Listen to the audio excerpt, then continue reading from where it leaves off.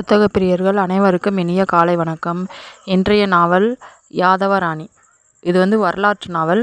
எழுதியவர் இந்திரா சுப்பிரமணியம். வாசிப்பவர் எம் வேதநாயகி. பதிப்புரை. சரித்திர நாவல் படிப்பதென்றால் தமிழ் வாசகர்களுக்கு கல்கண்டு சாப்பிடுவது மாதிரிதான். கல்கி எவ்வளவோ நாவல்கள் எழுதியிருக்கிறார். இருந்தாலும் பொன்னியின் செல்வனும் சிவகாமியின் சபதமும் பார்த்திபன் கனவும் இன்றும் இந்த தலைமுறையினராலும் படித்து ரசிக்கப்பட்டு வருகிறது. மறுபதிப்பும் வருகிறது. சாண்டில்யன் நாவல்களும் இன்றும் வாசக பெருமக்களால் பெரிதும் விரும்பி படிக்கப்பட்டு வருகிறது. சாண்டில்யனின் யவனராணியை வாசகர்கள் மறக்க முடியுமா? அந்த வரிசையில் இந்திரா சுப்பிரமணியனின் யாதவராணியும் இடம் பிடிக்க போட்டி போடுகிறது. நாவலை படிக்க ஆரம்பித்தால் படித்து முடிக்காமல் கீழே வைக்க மனம் வராது. சரித்திர நாவல்களுக்கே உரிய விறுவிறுப்பான நடை, இனிய தமிழ் நடை. அம்பத்தேவன், மும்மடம்பாள் மனதில் நிற்கும் மறக்க முடியாத கதாபாத்திரங்கள். ஆசிரியரின் எழுத்துப்பணி பாராட்டத்தக்கது. இந்நூலை படித்து மகிழப் போகும் வாசகர்களுக்கும் நன்றி. யாதவராணி. என்று தோன்றினோம் என்று தெரியாமல், முடிவு எப்பொழுது வரும் என்று அறியாமல் காலத்தின் இடையில் வாழ்ந்து கொண்டிருக்கும் மனித இனத்தின் வரலாற்றை அறிய முற்படும்போது கடந்த கால நிகழ்ச்சிகளை ஓரளவுக்கு தெரிந்து வைத்திருந்தால்தான் விபரம் முழுவதும் முழுமையாக தெரியும். இந்தியாவின் தென்பகுதியை சேரர், சோழர், பாண்டியர், போசலர் என்னும் புகழ்பெற்ற 4 வம்சங்களும் சீரும் சிறப்போடும் ஆட்சி செய்து கொண்டிருந்தன. இந்த 4 அரசர்களுக்கும் கட்டுப்படாமல் தனித்த நிலையில் சுதந்திரமாக காகதீய வம்சம் என்ற ஒன்று வாரங்களை தலைநகராக கொண்டு ஆட்சி செய்து வந்தது. அந்த புகழ்மிக்க வம்சத்தின் சிறந்த அரசனான கணபதி என்பான் அந்த அரசை நெறியோடு ஆண்டு வந்தான். அவனுக்கு ருத்ராம்பாள், கனகாம்பாள் என்ற 2 பெண் மக்கள் தான் இருந்தார்களே அல்லாமல் அரச வாரிசுக்கு ஏற்ற ஆண்மகவு இல்லை. எனவே தனது மூத்த மகளான ருத்ராம்பாளை ஒரு ஆணை போல வளர்த்து அரச காரியங்களில் பங்கெடுக்கச் செய்து தனக்கு பின் காகதீய அரசை ஆளும் உரிமையை வழங்கினான் மன்னன் கணபதி. கடப்பையிலும் கர்னூலிலும் ஆட்சி செய்த காயஸ்த வம்சத்தைச் சேர்ந்த கங்கைய சாகினி எனும் குறுநில மன்னன் இந்த கணபதிக்கு அடிமைப்பட்டு கப்பம் கட்டி வந்தான். இந்த அடிமை வாழ்வை அகற்றறிய ஆசைப்பட்ட சாகினியின் தம்பி பிள்ளைகளான திரிபுராந்தகன், அம்பதேவன் என்போர் விடுதலை பெற தங்கள் வழியை முயற்சி செய்ய துவங்கினர். அந்த வழியில் கணபதியை அழிக்க தனியனாய் முயற்சி செய்த அம்பதேவன் கணபதியிடம் மாட்டிக்கொண்டான். என்றாலும் அவனை மன்னித்து காகதீய அரசின் தளபதியாக ஆக்கினான் மன்னன். ஏற்கனவே கணவன் வீடு சென்றிருந்த இளையவளான கனகாம்பாள் என்பால் உறவினரை காண தனியாக தந்தையின் அரண்மனைக்கு வந்திருந்தாள். திருமணம் என்ற பெயரில் தன்னை வெளிநாடு அனுப்பிவிட்டு கணவனை இழந்து விதவையாய் வாழும் தனது சகோதரி ருத்ராம்பாளை காகதீய அரசின் ராணியாக தந்தை நியமித்தது அறிந்து பொறாமை கொண்டாள் கனகாம்பாள். ஏதாவது ஒரு சூழ்ச்சி செய்து அரசை 2ஆக பிரித்து தனக்கு ஒரு பங்கை பெற வேண்டும் என்று திட்டம் தீட்டினாள். இந்த சமயத்தில் தளபதி அம்பத்தேவனும் ராணி ருத்ராம்பாளின் மகள் மும்மடாம்பாளும் ஒருவரையொருவர் காதலிக்கும் விஷயம் கனகாம்பாளின் கவனத்திற்கு வந்தது. பகை மன்னனிடம் பணிபுரியும் தம்பி அம்பதேவன் மீது கோபம் கொண்டிருந்தான் அவனது அண்ணன் திரிபுராந்தகன். இளவரசியை தம்பி காதலிக்கின்றான் என்ற விபரமும் அவனுக்கு பலமான ஆத்திரத்தை ஏற்படுத்தியது. இதையும் கனகாம்பாள் அறிவாள். இதை சாதகமாக பயன்படுத்தி சதிவலை பின்ன துவங்கினாள். தனது திட்டங்களுக்கு உதவி செய்தால் கங்கைய சாகினிக்கு சுதந்திரம் வாங்கி தருவதாக திரிபுராந்தகனுடன் ஒரு ஒப்பந்தம் செய்து கொண்டு தளபதி அம்பதேவனுக்கு தெரியாமல் அவனது காதலியும் இளவரசியுமான மும்மடாம்பாளை திரிபுராந்தகனை கொண்டு கடத்தினாள் கனகாம்பாள். அவளை கடத்திய செயல் அம்பதேவனுடையதுதான் என்று அரசன் நம்பும் வகையில் திறமையாக தடயங்களை தயார் செய்தாள். அவளை கடத்திய திரிபுராந்தகனும் தன்னை தளபதிதான் கடத்தச் சொன்னான் என்று மும்மடாம்பாளிடம் கூறி அம்பதேவன் மேல் அவள் வெறுப்பு அடையும்படி செய்துவிட்டான். அம்பதேவனை காதலித்த அவள் அன்றிலிருந்து அவனை வெறுக்க துவங்கினாள். இளவரசியை கடத்தியதற்காக அம்பதேவனை சிறையில் அடைத்தான் அரசன் கணபதி. தளபதி இல்லாத இந்த நேரத்தில் பல்லவர் கோப்பெருஞ்சிங்கண்ணன் காகதீய அரசின் மீது படையெடுக்கும்படி தூண்டிவிட்டு அதில் ஒரு அரசியல் ஆதாயம் தேடினாள் கனகாம்பாள்.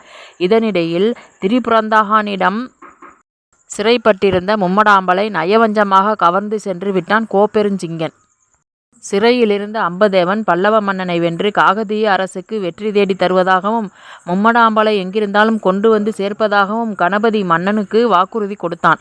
இக்கட்டான சூழ்நிலையில் இருந்த அரசன் அவனை நம்பி சிறையிலிருந்து மீட்டு காகதீய அரசுக்கு படைக்கு மீண்டும் தளபதியாக்கி பல்லவ மன்னனோடு பொருதும்படி அனுப்பினான். அந்த யுத்தத்தில் பல்லவனை வென்று தளபதிக்கு வெற்றி வாங்கி கொடுத்தான்.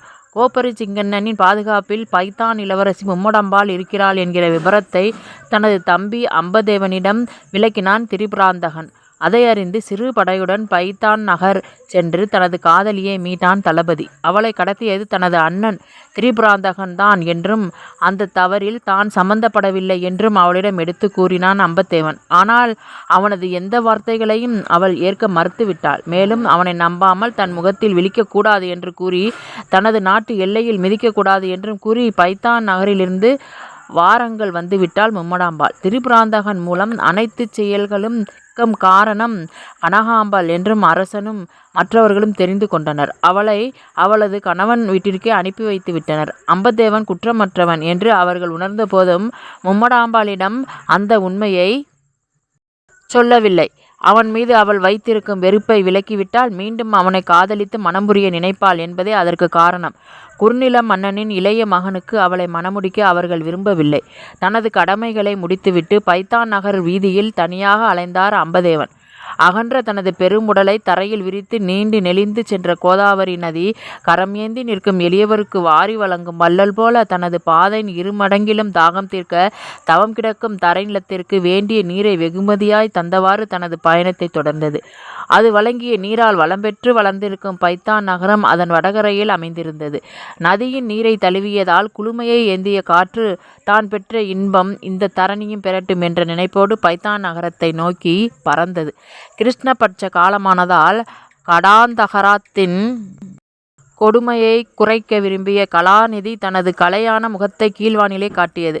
நகர தெருக்களிலே உலாவந்த நிழல் நடுத்தெருவில் நிற்கும் ஒரு தனி மனிதனைக் கண்டு அவனை நோக்கி பாய்ந்து அவனுடலை அணைத்து மகிழ்ந்தது. காகதீய காதலியை கை நழுவவிட்டு கம்பலை கொண்டிருக்கும் குலகனான அவன்தான் காகதீயத்தின் தளபதி அம்பதேவன் என்பதை அந்த காற்றால் அறிய முடியவில்லை. பெரும் அரசின் தளபதியாக இருப்பதை விட சிறு நிலப்பரப்பின் இளவரசனாக இருப்பதுதான் பெருமைக்குரியது என்று அவனுக்கு அறிவுரை வழங்கியிருக்கும். அவனை பற்றி அது அறிந்திருந்தார். உயர்ந்தவன் தாழ்ந்தவன் என்ற பேதம் காட்டாது அனைவரையும் ஒரு சேர அணைக்கும் தன்மை கொண்ட அந்த தென்றல் அவன் மேனியையும் தழுவிச் சென்றது. தனது உயிரை இளவரசி மும்மடாம்பாளுடன் அனுப்பிவிட்டு உணர்வற்ற சிலையாக அந்த இடத்தில் எவ்வளவு நேரம் நின்றான் என்பது அவனுக்கே தெரியாது. அங்கு நிலவியிருந்த அமைதியை கிழித்து கொண்டு கிளம்பிய குதிரைகளின் குளம்பொலி எங்கோ சென்றிருந்த நினைவுகளை அவனிடம் இழுத்து வந்து சேர்த்தது. சுயநினைவடைந்த அம்பத்தேவன் தான் நிற்கும் இடத்தையும் தன்னை சுற்றியுள்ள சூழ்நிலையையும் ஒருமுறை தலையை சுற்றி பார்த்தான். இத்தனை நேரத்திற்குள் இளவரசி எவ்வளவோ தூரத்தை தாண்டியிருப்பாள் என்று நினைத்தான். தனக்கு பின்புறம் குளம்பொலி கிளம்பியதை கேட்டு திரும்பி நோக்கினான் தளபதி. 4-5 குதிரைகள் ஓடி வருவதை கவனித்தான். அவைகள் அவனை நெருங்கி சூழ்ந்து நின்றன. அந்த புறவிகளின் மேல் அமர்ந்திருப்பவர்களை உற்று நோக்கினான். அவர்கள் அணிந்திருந்த ஆடையிலிருந்து அரச வீரர்கள் அல்ல என்பதை அறிந்தான். அவர்களின் உருவ அமைப்பும் உடையும் உடன் கொண்டு வந்திருக்கும் பொருட்களும் அவர்களை யாரென்று அவனுக்கு அடையாளம் காட்டின. உங்களுக்கு கொடுப்பதற்கு என்னிடம் மதிப்புள்ள பொருட்கள் எதுவும் இல்லையே என்று அவர்கள் நோக்கி கூறினான் அம்பத்தேவன்.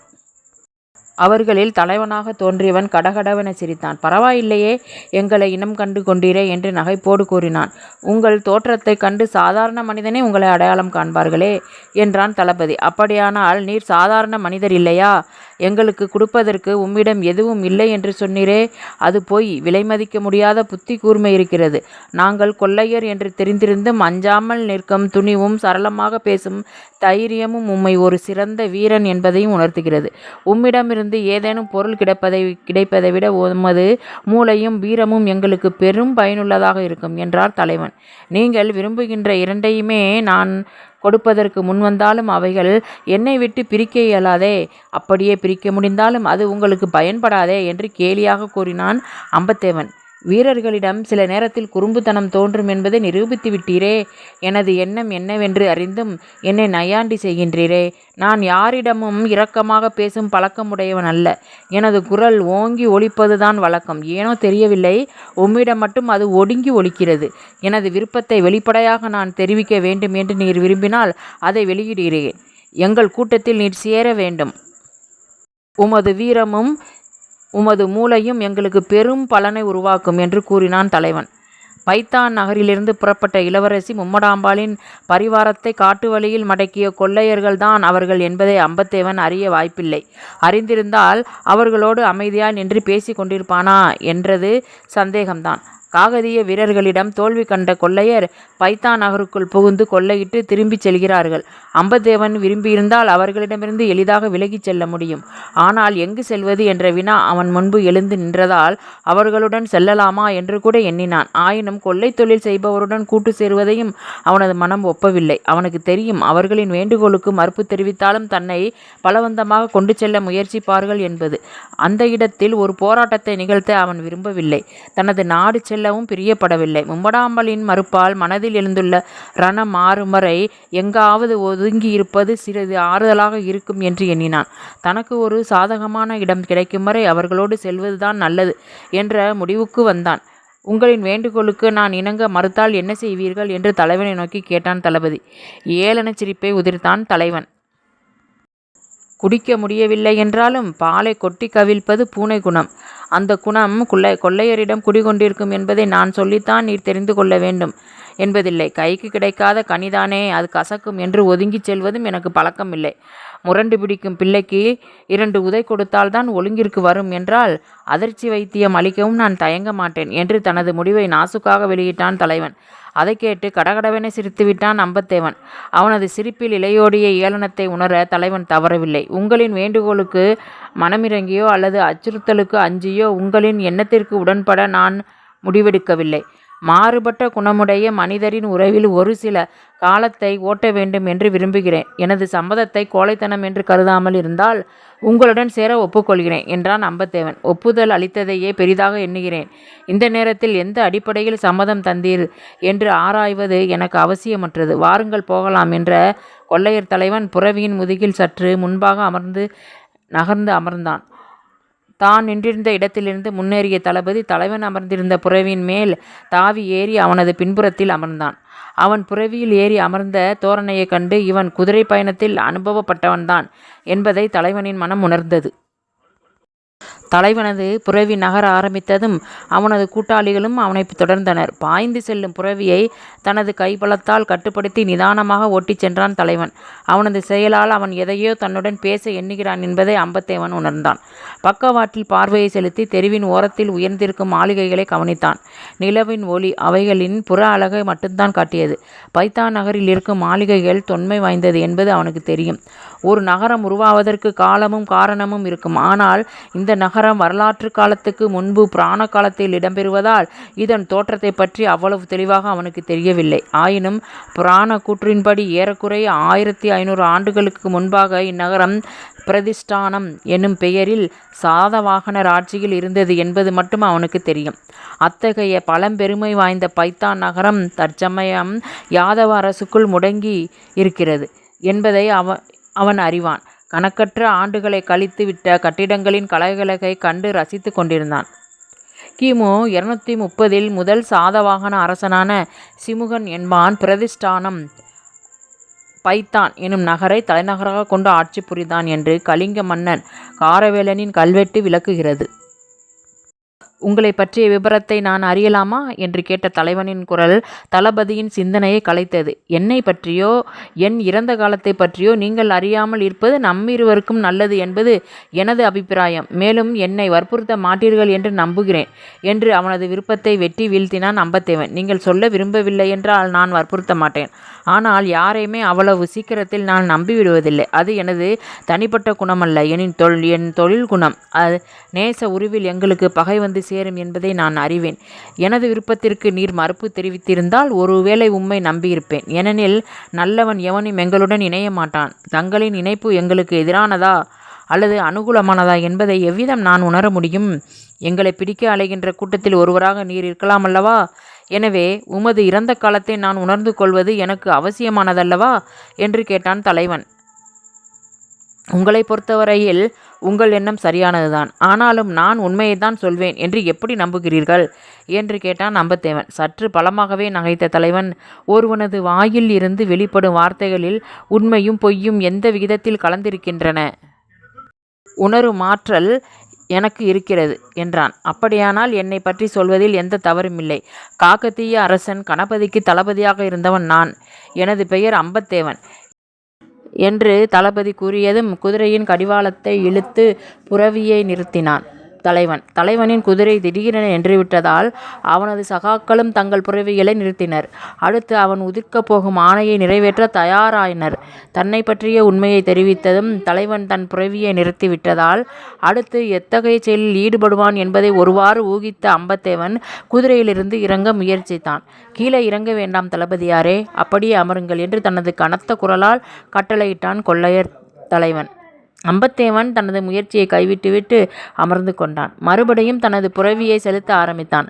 தலைவன் அவனிடமிருந்து தங்களுக்கு எந்த ஆணையும் பிறப்பிக்காததால் கொள்ளையர் குழு மீண்டும் தொடர்ந்து சென்றது. அந்த கூட்டம் கோதாவரி நதிக்கரையை நோக்கி சென்று கொண்டிருந்தது. தலைவன் என்ன நினைத்து தன் குதிரையை நிறுத்தினான், பின் எதனால் மறுபடியும் அதை செலுத்த ஆரம்பித்தான் என்று புரியாமல் குழம்பினான் அம்பத்தேவன். நான் ஏற்கனவே சொன்ன உண்மை உங்களுக்கு அதிர்ச்சியை அளிக்கவில்லை என்றாலும் அடுத்து நான் தெரிவிக்கப் போவது நிச்சயம் அச்சத்தை ஏற்படுத்தும் என்று நம்புகிறார் என்றான் தளபதி. புகழ்பெற்ற பெரும் சாம்ராஜ்யத்தின் தளபதி தான் நீர் என்று தெரிந்த பின்னர் தோன்றாத அதிர்ச்சி, காயஸ்த வம்சத்தின் இளவரசனும் நீதான் என்று அறிந்த பிறகு தோன்றவா போகிறது என்று தலைவன் கூறியதும் அம்பத்தேவன் தான் அதிர்ச்சி அடைந்தான். தலைவனை வியப்பில் வீழ்த்த வேண்டும் என்று எண்ணியிருந்தான் அம்பத்தேவன். ஆனால் அதற்கு மாறாக அவனது வார்த்தை தன்னை அதிர்ச்சியில் மூழ்கடித்து விட்டதே என்று திகைத்திருந்தான். பின்பக்கமிருந்து பேச்சு குரல் வெளிவராததால், என்ன தளபதி, மௌனியாகிவிட்டீர்கள் என்று கேட்டான் தலைவன். என்னை பற்றிய எல்லா விபரங்களையும் தெரிந்து கொண்டுதான் கேள்விகள் கேட்டீரா என்று கேட்டான் தளபதி. காகதீய அரசின் தளபதியை பற்றி எனக்கு நன்றாகவே தெரியும். அவர் ஒரு நாட்டின் இளவரசர் என்பதும் வேறொரு தேசத்தில் தளபதியாய் இருக்கிறார் என்பதும் எனக்கு ஏற்கனவே தெரியும். ஆனால் அது நீர்தான் என்பது இப்பொழுதுதான் எனக்கு தெரியும் என்றான் தலைவன். பாராட்டுகிறேன் தலைவரே. வெகு தொலைவில் உள்ள ஒரு நாட்டின் தளபதியின் வரலாற்றை அறிந்து வைத்திருக்கும் உங்களின் அறிவு கண்டு வியக்கிறேன் என்றான் அம்பத்தேவன். அவன் வார்த்தையால் வெளியிட்டதை அவனது குரலும் உறுதிப்படுத்தியது. நான் இனத்தை வேட்டையாட துடிக்கும் ஒவ்வொரு அரச வம்சத்தையும் அறிந்து வைத்திருக்க வேண்டியது கொள்ளையருக்கு அவசியமாயினதாயிற்றே. அதை பாராட்டுவதில் அர்த்தமில்லையே என்றான் தலைவன். ஒரு நாட்டின் இளவரசன் வேறொரு தேசத்தில் தளபதி நான் என்று தெரிந்த பிறகு என்னால் ஆபத்து ஏதேனும் ஏற்படலாம் என்று உங்களுக்கு தோன்றவில்லையா என்று கேட்டான் அம்பத்தேவன். இல்லை. எதனால்? இளவரசனாயிருந்து பின்னர் தளபதியாய் மாறினீர் என்று அந்த பதவியும் உம்மிடம் இல்லை. இன்று எந்த அதிகாரமும் கையில் இல்லாத ஒரு சாதாரண வீரனாக தான் இருக்கிறீர் என்றான் தலைவன். இதை எப்படி அறிந்தீர்கள் என்று கேட்டான்.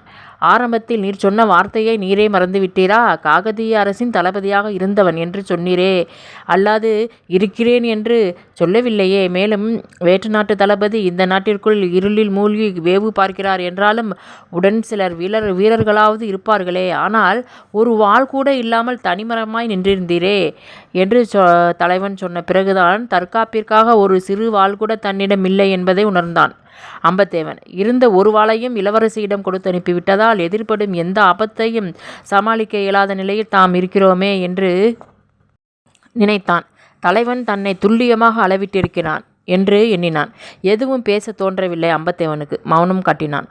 தொழில் கொள்ளையிடுவதா இருந்தாலும் கூடுதலான அறிவு கொண்டிருக்கின்றான் என்பதை உணர்ந்தான். கோதாவரி நதிக்கரையை நெருங்கினர் அவர்கள். நிலவின் தன்னொளிப்பட்டு நதிநீர் வெள்ளி குளம்பால் ஓடிக்கொண்டிருந்தது. அதை தாண்டுவதற்கு கட்டப்பட்டிருந்த மரப்பாலத்தை நோக்கி சென்றனர். எல்லோரும் முன்பாக சென்று கொண்டிருந்த தலைவனின் புரவி திடீரென்று நின்றுவிட்டது. எங்களுடன் நீர் இணைந்த சில நாளிகைக்குள்ளாகவே உமது வீரத்தை நான் அறியக்கூடிய வாய்ப்பு எனக்கு கிடைத்திருக்கிறது தளபதியாரே என்று தலைவன் சொன்னான்.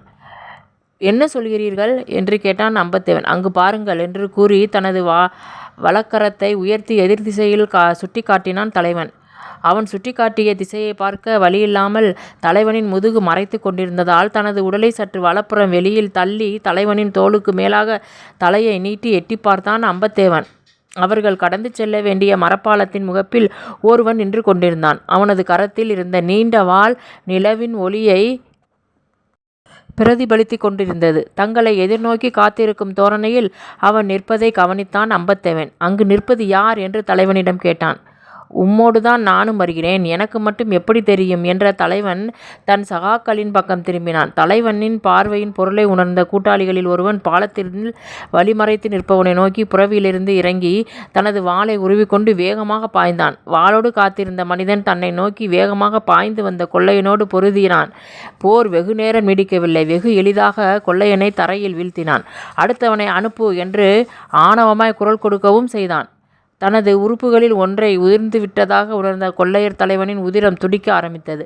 ஒவ்வொருவராக பலி கொடுக்க விரும்பாமல் தனது சகாக்கள் அனைவரையும் ஒரு சேர அனுப்பினான். தலைவனையும் அம்பத்தேவனையும் தவிர மற்ற அனைவரும் பாலத்தை நோக்கி பாய்ந்தனர். அவர்கள் எதிர்பார்க்காத சம்பவம் மற்றொன்று அங்கு நிகழ்ந்தது.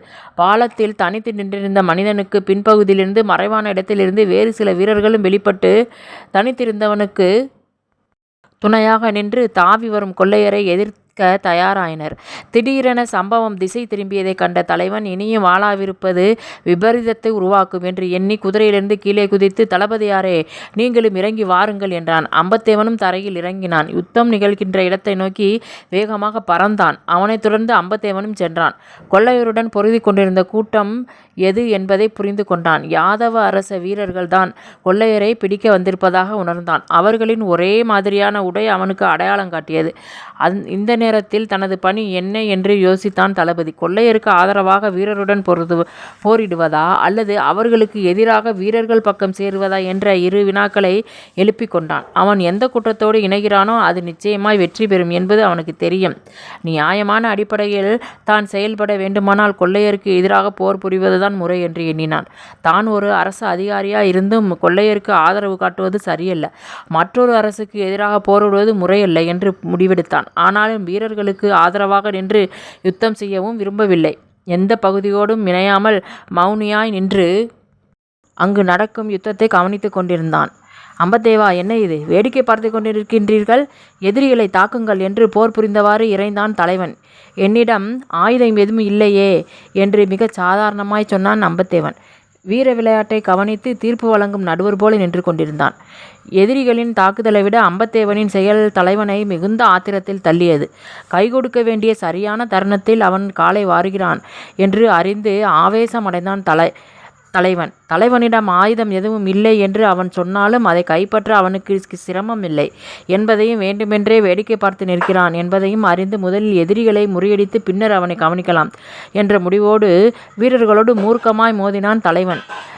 விரல் காற்று வீரர் பக்கம் வீசுவதை உணர்ந்தான் அம்பத்தேவன். எப்பொழுதோ முடிய வேண்டிய போரை வீரர்கள் நீட்டியதின் பொருளை உணர்ந்தான் அம்பத்தேவன். கொள்ளையரை உயிரோடு பிடிப்பதுதான் அவர்களின் நோக்கம் என்பதை புரிந்தான். அதே நேரத்தில் ஒரு விஷயம் அவனுக்கு வியப்பை ஏற்படுத்தியது. கொள்ளையரோடு வந்த தன்னை அந்த வீரர்கள் தாக்காததுதான் அவனுக்கு ஆச்சரியத்தை ஏற்படுத்தியது. நான் கொள்ளை கூட்டத்தைச் சேர்ந்தவன் அல்ல என்பதை போரிடாமலேயே அவன் உணர்த்தினான். அதை உணர்ந்துதான் அவர்கள் தன்னை தாக்கவில்லையா, அல்லது போர் புரிய விரும்பாமல் நிற்கும் ஒருவனோடு பொருதுவது முறையல்ல என்ற எண்ணத்தில் தன் பக்கம் எவரும் கவனத்தை செலுத்தவில்லையா என்ற கேள்விகளை எழுப்பினான். கொள்ளையனின் பிரயத்தனம் பலனளிக்கவில்லை. தலைவன் உட்பட அனைவரையுமே பிடித்து நிறுத்தினர் வீரர்கள். அவர்களின் கரங்களை கட்டிய வீரர் தலைவன் மெதுவாக அம்பத்தேவன் அருகில் வந்து நின்றான். நீங்கள் எவருக்கும் ஆதரவாகவோ எதிராகவோ செயல்புரியவில்லை என்றாலும் கொள்ளையருடன் வந்த ஒரே செயலுக்காக உங்களையும் கைது செய்கிறேன் என்றான் வீரர் தலைவன். கொள்ளையருடன் கூட்டு சேர்ந்து வந்து யாதவ அரசின் கைதியாக மாறியதை எண்ணி வியந்தான் அம்பத்தேவன். ஒரே இரவுக்குள் தன்னுடைய நிலைமை எப்படியெல்லாம் மாறிவிட்டது என்று ஆச்சரியப்பட்டான். பைத்தான் நகருக்குள் நுழைகின்ற போது காகதியத்தின் தளபதியாக வந்தான். சில நாளிகைக்கு பின் அந்த பதவியை தானம் செய்துவிட்டு தனி மனிதனாய் மாறினான். அடுத்து கொள்ளையருடன் இணைந்தான்.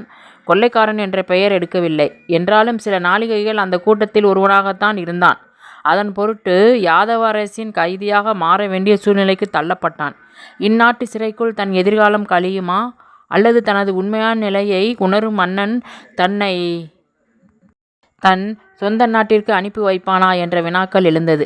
காலத்தான் பதில் சொல்ல வேண்டும் என்ற முடிவோடு கொள்ளையர் தலைவனையும் அவனது கூட்டாளிகளையும் நோக்கினான். கைகளில் விலங்கு போடப்பட்டு நின்றிருந்த அவர்களின் கண்கள் அம்பத்தேவனை நோக்கி அக்கினியை அள்ளி வீசின. தான் மட்டும் வாள் எடுத்திருந்தால் அவர்களுக்கு இந்த நிலை ஏற்பட்டிருக்காது என்பதை அவர்கள் எண்ணி இதய எரிச்சலால் தன்னை எரித்து கொண்டிருப்பதை உணர்ந்தான். கைது செய்கிறேன் என்று வீரர் தலைவன் கூறியதும் தனது கரங்களையும் அவன் முன்பு நீட்டினான் அம்பத்தேவன். புன்னகையை காட்டிய தலைவன், அவசியமில்லை, தப்பி ஓடும் எண்ணம் இல்லாதவருக்கு கை விலங்கு தேவையில்லை என்றான். தனது சக ஊழியர்கள் பக்கம் திரும்பி, வீரர் தலைவன், கொள்ளையரை குதிரைகளில் ஏற்றுங்கள், அவர்களின் கடிவாளங்களை உங்கள் கைகளில் இருக்கட்டும் என்ற உத்தரவை பிறப்பித்துவிட்டு அம்பத்தேவனை நோக்கி, நீங்கள் ஒரு புரவியில் ஏறி எங்களை பின்தொடர்ந்து வாருங்கள் என்று கூறிவிட்டு தனது புரவியை நோக்கி நடந்தான். தன்மேல் அந்த தலைவனுக்கு ஏற்பட்டிருக்கும் நம்பிக்கையை கண்டு பூரித்து போனான் அம்பத்தேவன். வேதனைப்பட வேண்டிய விஷயமென்றாலும் அதை வேடிக்கையாகவே எடுத்துக்கொண்ட தளபதி முகத்தில் பூத்த புன்னகை மாறாமல் தனக்கு ஒரு புரவியை தேடி பிடித்து அதன் மேல் தாவி ஏறினான். மீன்கள் சிக்கிய வலையை இழுத்துச் செல்லும் வலைஞர்கள் போல வீரர்கள் கொள்ளையர் அமர்ந்திருந்த புரவிகளை இழுத்துச் சென்றனர். அவர்களை கண்காணித்தவாறு சென்றான் வீரர் தலைவன்.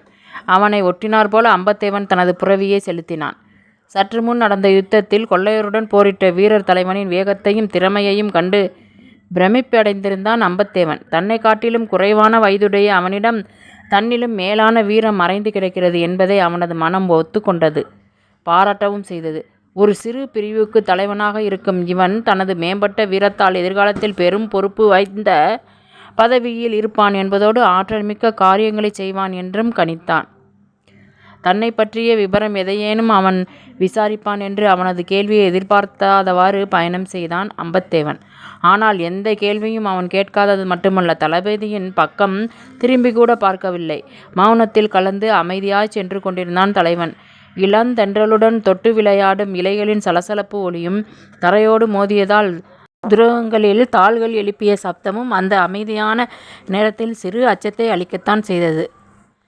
மேலும் மௌனத்தை வளர்த்த விரும்பாத அம்பத்தேவன் தனது புரவியை வீரர் தலைவன் பக்கமாக நெருங்கி, தாங்கள் யார் என்று நான் தெரிந்து கொள்ளலாமா என்று நிதானமாக கேட்டான். அவனது கேள்விக்கு பிறகுதான் அம்பத்தேவனை நோக்கினான் அந்த தலைவன். அவனும் அமைதியான குரலில், யாதவ பெரும்படையின் ஒரு சிறு பிரிவுக்கு தலைவனாக இருக்கிறேன். எனது பெயர் சாளுவ நிக்கமன் என்பதாகும் என்றான். யாதவ படையின் வீரத்தை நான் ஏற்கனவே கேள்விப்பட்டிருக்கிறேன். இன்று அதை கண்ணால் காண்கின்ற வாய்ப்பை பெற்றேன் என்று பாராட்டை வார்த்தைக்குள் மறைத்து பேசினான் அம்பத்தேவன். யாதவ படை தளபதி ஜல்கணனை தெரியுமா என்று கேட்டான் திக்கமன். நன்றாகவே தெரியும். யாதவ அரசின் பரந்த விரிவுக்கும் சிறந்த புகழுக்கும் அவர்தான் காரணம் என்பதும், சிறந்த அமைச்சராக இருந்து செயல்பட்டார் என்பதும், இலக்கிய வளர்ச்சிக்கு பாடுபட்டு வடமொழி பாடல்களின் தொகுப்பை வெளியிட்டவர் என்பதும் எனக்கு நன்றாகவே தெரியும் என்றான் அம்பத்தேவன். அத்தகைய சிறப்பு வாய்ந்தவரை குருவாக கொண்டு வளர்ந்தவர்கள்தான் இந்த யாதவ வீரர்கள் என்றான் திக்கமன். யாதவ வீரர்கள் என்றால் நீங்கள் என்று இழுத்தான் அம்பத்தேவன். பெற்ற தந்தையை குருவாக நினைப்பதில்லை நான் என்று சாளுவ திக்கமன் கூறியதும் பெரும் திகைப்படைந்தான் அம்பத்தேவன். திக்கமனின் சிறப்பான வீரத்துக்கு வித்து கிடைத்த விபரத்தை தெரிந்த பின் அவன் மேல் ஒரு தனிப்பட்ட மதிப்பு அவன் மனதில் வளர்ந்தது. அவனை பற்றி தான் கேட்ட பிறகும் அவன் தன்னை பற்றி கேட்காமல் இருந்தது அவனுக்கு சங்கடத்தை தோற்றுவித்தது. தன்னை அவன் அலட்சியப்படுத்துகிறானா அல்லது தனது விபரம் அவனுக்கு தேவையற்றது என்று எண்ணுகிறானா என்ற கேள்விகளை இதயத்திற்குள் எழுப்பிக் கொண்டான். வழியே சென்று பேசி தன்னை ஏன் தாழ்த்தி கொள்ள வேண்டும் என்றும், இனி அவனாகவே பேசும் வரை தான் வாய் திறப்பதில்லை என்ற முடிவோடும் மறுபடியும் மௌனியானான் அம்பத்தேவன். அவனது எண்ணத்தை புரிய முடியாத திக்கமன் மேற்கொண்டு பேச்சை தொடராமல் தனது கவனத்தை சாலையில் செலுத்தியிருந்தான். அம்பத்தேவனும் தனது பார்வை பாதையில் பதித்து கொண்டான். ஆற்றின் கரையே அடுத்திருந்த பக்கங்கள் அகன்றுவிட்டன. நகரின் தெருக்களும் நகர்ந்துவிட்டன. வீரர்களின் இருப்பிடத்தை நோக்கி அவர்களின் அயங்கள் அசைந்தன. இருண்ட நேரத்தில் தங்களின் தலைநகரான தேவகிரி நோக்கி பயணம் செய்ய அவர்கள் விரும்பவில்லை. ஒரு நாள் பயணம் செய்யக்கூடிய தூரம்தான் என்றாலும் தொடர்ந்து செல்ல எண்ணாமல் தற்காலிகமாக தங்கியிருக்கும் இடத்தில் எஞ்சியுள்ள இரவை கழித்துவிட்டு விடிந்ததும் பயணம் படலாம் என்ற முடிவோடு சாளுவ திக்கமன் தனது தனி இடத்தை நோக்கி வீரர்களையும் தன் கொள்ளையரையும் தள்ளி கொண்டு சென்றான். யாதவ பேரரசின் தலைநகரான தேவகிரி அரண்மனையில் அதன் அரசன் மகாதேவன் முன்பு கொள்ளையரையும் அம்பத்தேவனையும் கொண்டு வந்து நிறுத்தினான் சாளுவ திக்கமன். கோதாவரி ஆற்றின் கரையிலுள்ள காட்டுப்பகுதியில் மறைந்திருந்து பைத்தான் நகர மக்களுக்கு பெரும் தொல்லை கொடுத்து வந்த கொள்ளையர் கூட்டம் இதுதான் மன்னா என்று விளக்கம் கொடுத்தான் திக்கமன். தனது இருக்கையிலிருந்து எழுந்த மன்னன் மகாதேவன் அவர்களை நோக்கி நின்றான். தனது தீட்சண்யமான பார்வையை அவர்களின் மேல் செலுத்தியவாறு, கூட்டம் குறைவாக இருக்கிறதே என்று கூறினார். கரையில் ஏற்பட்ட போராட்டத்தில் சில கொள்ளையர்கள் இறந்துவிட்டனர் என்று அரசனது ஐயத்தை போக்கினான் திக்கமன். இளமையும் இல்லாமல் முதுமையும் கொள்ளாமல் நடுத்தர வயதுடைய நிருபன் ஒவ்வொருவராக உற்று பார்த்து வந்தான். அவனது பார்வை கடைசியாக அம்பத்தேவன் மேல் வந்து பதிந்தது. பட்டண திக்கமன் பக்கம் திரும்பி, அரச உடையில் இருப்பதால் இவரது கரங்களில் விலங்கு போடவில்லையா என்று கேட்ட குரலில் ஏளனம் தொனித்தது. அவரது உடையை கண்டு நான் விலங்கை தவிர்க்கவில்லை. கொள்ளையருடன் இவர் வந்திருந்தாலும் அவர்களுக்கு ஆதரவாக நமது வீரருடன் இவர் போரிடவில்லை. அப்படியானால் தமக்கு சாதகமாக சண்டையிட்டாரா? அப்படியும் செய்யவில்லை. இவர் இரண்டு பக்கமும் சேராமல் நடுநிலை வகித்தார். ஆயினும் இவர் கொள்ளையருடன் இருந்த குற்றத்திற்காக கைது செய்து கொண்டு வந்திருக்கேன். வேறொரு சந்தர்ப்பத்தில் இவரை நான் சந்தித்திருந்தால் இவ்விதம் அழைத்து வந்திருக்க மாட்டேன் என்றான் திக்கமன். எப்படி கொண்டு வந்திருப்பா என்று கேட்டான் மன்னன். அரசனின் கேள்விக்கு திக்கமன் அளித்த பதில் அரசனை மட்டுமல்ல, அம்பத்தேவனையும் அதிர்ச்சிக்குள் தள்ளியது. காகதீய அரசரின் தலைமை தளபதியான அம்பத்தேவரை தக்க மரியாதையுடன் இங்கு அழைத்து வந்திருப்பேன் என்று கூறிய திக்கமனின் வார்த்தைகள்தான் அவர்களை ஆச்சரியத்தில் ஆழ்த்தியது. தன்னை பற்றி ஏதாவது கேட்க மாட்டானா என்ற ஆதங்கமும் கேட்கவில்லையே என்ற சங்கடமும் கொண்டு வழியில் தான் தவித்தது அர்த்தமற்றது என்று இப்பொழுது உணர ஆரம்பித்தான் அம்பத்தேவன். தனது பெயரையும் தன்னை பற்றிய விபரத்தையும் திக்கமன் எப்படி தெரிந்து கொண்டான் என்ற வினா அந்த நேரத்தில் எழவும் செய்தது. சிறிது நேரம் மௌனம் காட்டிய திக்கமன் அம்பத்தேவனின் முகத்தில் முளைத்திருந்த மருட்கையை கவனித்து, அவராக சொல்லாத அவரது விபரத்தை நானாக தெரிந்தது எப்படி என்று வியப்போடு நிற்கிறார் தளபதி. கொள்ளையருக்கும் நமது வீரருக்கும் யுத்தம் நடக்கின்ற நேரத்தில் வேடிக்கை பார்த்து கொண்டிருந்த இவரை நோக்கி இவரது பெயரை சொல்லி அழைத்து வாள் எடுத்து போர் புரியும்படி கொள்ளையர் தலைவன் குரல் கொடுத்தான். அப்பொழுதுதான் இவரது பெயரை அறிந்து கொண்டேன். காடவர்கோன் கோப்பெருஞ்சிங்கனோடு காக்கத்திய தளபதி அம்பத்தேவன் படையெடுத்து சென்றிருக்கிறார் என்று ஏற்கனவே நீங்கள் எனக்கு சொல்லியிருந்ததால் அந்த அம்பத்தேவன் இவராகத்தான் இருக்க வேண்டும் என்று யூகித்தேன். எனது யூகத்திற்கான விளக்கத்தை அவரிடம் கேட்கவும் இல்லை, அவரும் சொல்லவும் இல்லை என்று கூறி நிறுத்தினான். சாளுவ திக்கமனின் விளக்கத்தை மௌனியாக நின்று கேட்டுக்கொண்டிருந்தான் மன்னன்.